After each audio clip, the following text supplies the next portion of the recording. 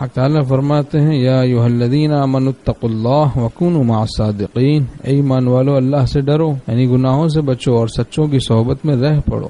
سچوں کی صحبت سے تقوی آتا ہے، تو جب آدمی سچوں کی صحبت چھوڑ دیتا ہے تو تقوی بھی رفتہ رفتہ چھوٹتا چلا جاتا ہے، خوف خدا کم ہوتا جاتا ہے۔ جب خوف خدا تقوی کم ہو جاتا ہے تو پھر آدمی ساری برائیوں میں رفتہ رفتہ مبتلا ہوتا چلا جاتا ہے۔ یہی ترتیب ہے۔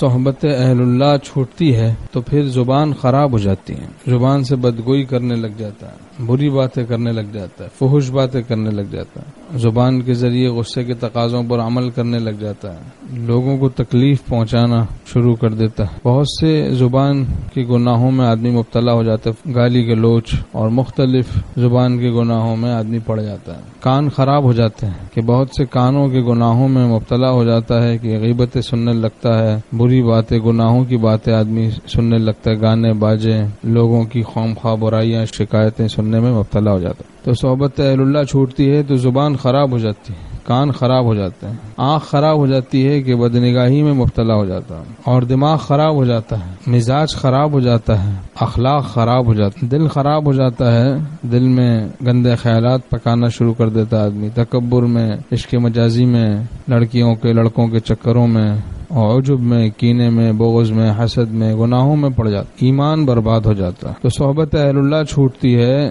تو زبان خراب ہو جاتی ہے، کان خراب ہو جاتے ہیں، آنکھ خراب ہو جاتی ہے، دماغ خراب ہو جاتا ہے، مزاج خراب ہو جاتا ہے، اخلاق خراب ہو جاتے ہیں، دل خراب ہو جاتا ہے، ایمان برباد ہو جاتا ہے۔ بگڑا تیرے فراق میں کتنا میرا مزاج، بس یوں ہی بات بات پہ میں مشتعل ہوا، پایا جو درد دل ہمیں فکر دوا ہوئی، آخر دوائے درد یہی درد دل ہوا، آخر دوائے درد یہی درد دل ہوا۔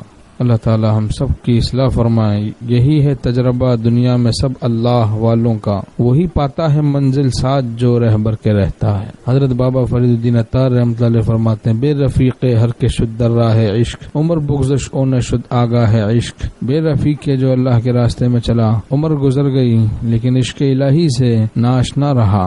اللہ تعالی ہم سب کو اپنا عشق اور محبت اور تقوی اور اپنی دوستی اور ولایت نصیب فرمائے۔